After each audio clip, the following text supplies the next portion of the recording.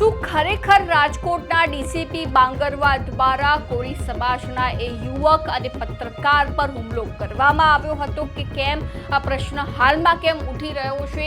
જિગ્નેશ મેવાણી બીજી બાજુ કેમ ઉગ્ર જોવા મળી રહ્યા છે, તે જ અંગે ચર્ચા કરવી છે આજે આ વિડીયોમાં. નમસ્કાર, સ્વાગત છે આપનું ક્રાંતિ માર્ગમાં અને હું છું મક્ષુ ઠક્કર આપની સાથે.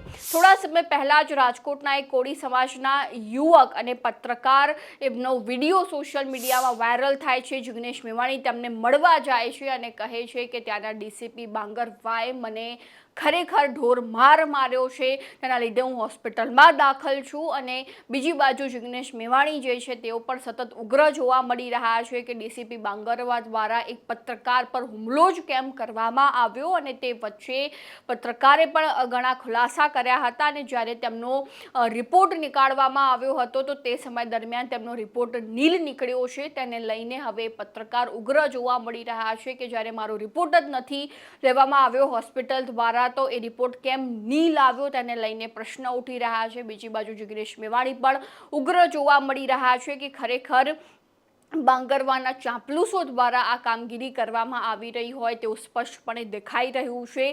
તો આ મુદ્દે જિગ્નેશ મેવાણી દ્વારા વધુમાં શું જણાવવામાં આવ્યું તે કોળી સમાજના યુવક અને પત્રકાર શું કહી રહ્યા છે, સીધા તેમની પાસેથી જ સાંભળી લઈએ. રાજકોટના ક્રાઇમ બ્રાન્ચના ડીસીપીની સામે અમારું એક આંદોલન ચાલી રહ્યું છે.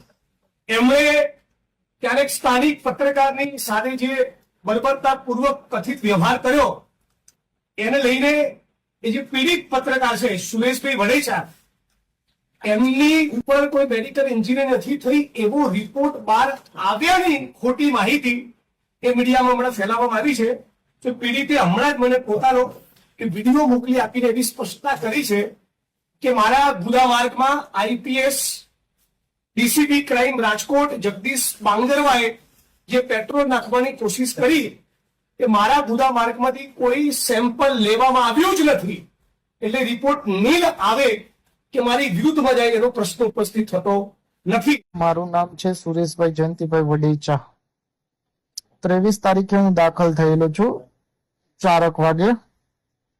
દાખલ થયા બાદ ડોક્ટર સારવાર માટે ટ્રીટમેન્ટ લેવા માટે હું દાખલ થયેલો છું. ગુદા ભાર્ગની માલિકોર પેટ્રોલ છાંટવામાં આવેલું હતું જગદીશ બાંગરવાએ. એમને ડોક્ટરને મેં લખાવેલો હતો. ડોક્ટરે મારા એવા કોઈ જાતના કઈ રિપોર્ટ કરેલા નથી અને કોઈ એવી ટ્રીટમેન્ટ કરેલી નથી ડોક્ટરે. તો રિપોર્ટ પછી મારા નોર્મલ જ આવે ને. અને કાનના પણ ફડાકા મારેલા હતા જગદીશ બાંગરવાએ, પણ કાનનો પડદો પણ તૂટેલો છે અને પગમાં પણ ફ્રેક્ચર પણ થયેલું છે અને વાહામાં પણ નિશાન પણ છે. પટ્ટા મારેલા છે, વાહામાં નિશાન પણ છે, હાથમાં પણ નિશાન છે. જગદીશ બાંગરવાએ મારેલો છે તે પણ પગમાં ઈજા થયેલી છે, કાનમાં પણ ઈજા થયેલી છે. ગુદાના ભાગમાં પેટ્રોલ પણ છાંટવામાં આવેલું છે. 24 કલાકની માલિકોર હોય તો રિપોર્ટમાં આવે, 24 કલાક ઉપર થઈ જાય તો રિપોર્ટમાં આવતું નથી એવું ડોક્ટરે કીધેલું છે. રાજકોટ સિવિલ હોસ્પિટલમાં કહેવામાં આવેલું છે. એટલે ખોટી કોઈ અફવા ફેલાવાનું રહેવા દેજો.